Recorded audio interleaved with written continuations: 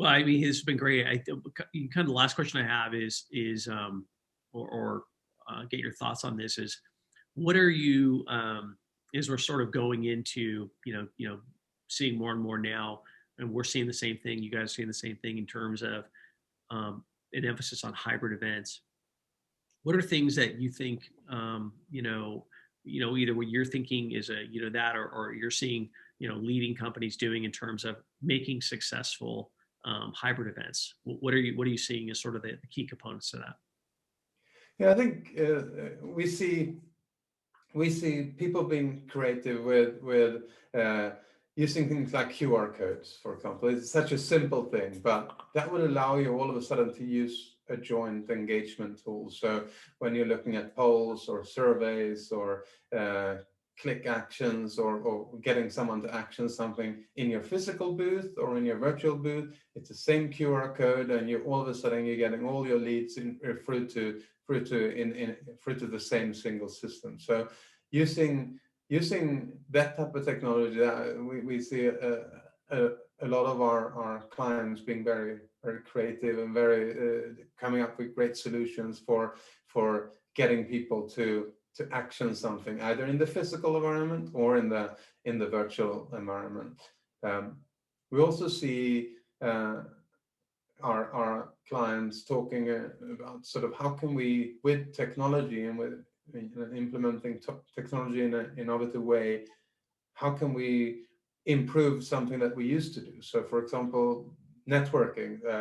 It's always one of those things that sort of at least personally, it's for me been a sort of a hit and miss. It's kind of who do you end up standing next to in the coffee queue? Sometimes it's someone that's very relevant for you, sometimes not.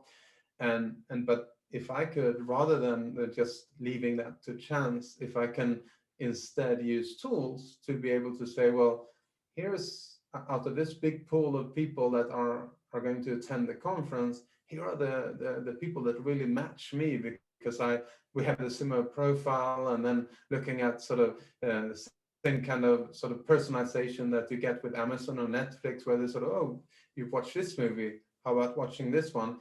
The same for matchmaking, where you're saying, well, you seem to have this profile because you're in our conference, you're doing this type of activity.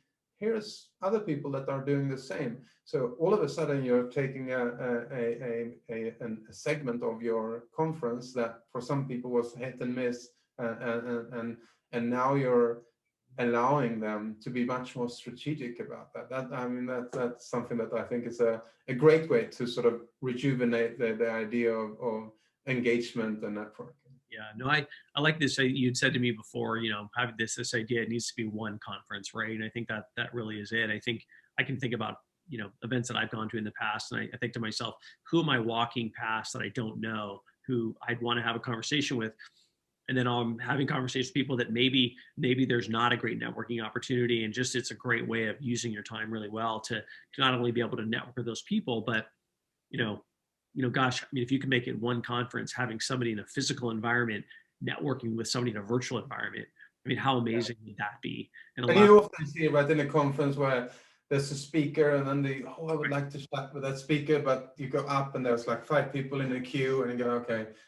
And then the moment is lost. But if you then can sort of use technology in a good way to be able to either schedule a meeting with that person the next day if you see that they're still there, or so, then you're adding value to that rather than sort of giving that to chance. And I think with sort of where things are going with Twitter and Spotify and nearly sort of all of the knowledge work firms where you have a lot of knowledge workers, they're all saying that, will we go back to this sort of 9 hours per day, 5 days in the week? Most likely not. So I think we also have to think about how we meet and how we put on our conferences to reflect that, because we see more and more people not living in the clusters of sort of the big cities where it then was easy to put on a conference and everyone was there anyhow. That I don't think we can assume that will be the future, and therefore we need to embrace that with our conferences as well, and change the formats accordingly. Yeah, I really think it just ties back to what we talked about earlier. It's just a a fantastic opportunity all around, right? I see that, this is just going to be, it's not that we're shrinking the opportunities that we're doing. It sounds like there's just all these different things that, whether it's, people going back to work and how they want to do that, or traveling or not. It's just, it's going to be a lot of hard work. I don't know how it's all going to shake out, but I definitely think it's going to be bigger and better. And so I'm excited for that.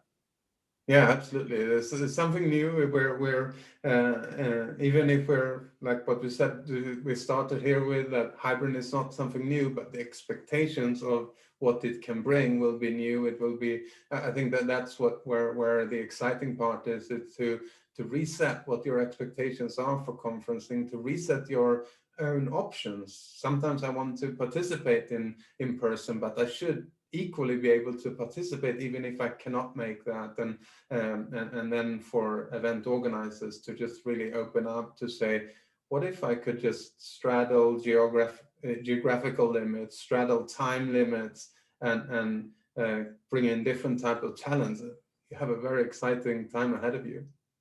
Yeah. Well, hey, it's been great. I really appreciate the time. I think this has been really helpful. I hope people who get to watch this find this helpful.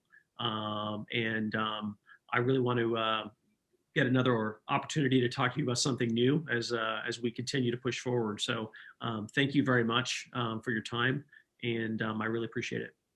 Okay, thanks for having me, Mike. Looking forward to it. Take care.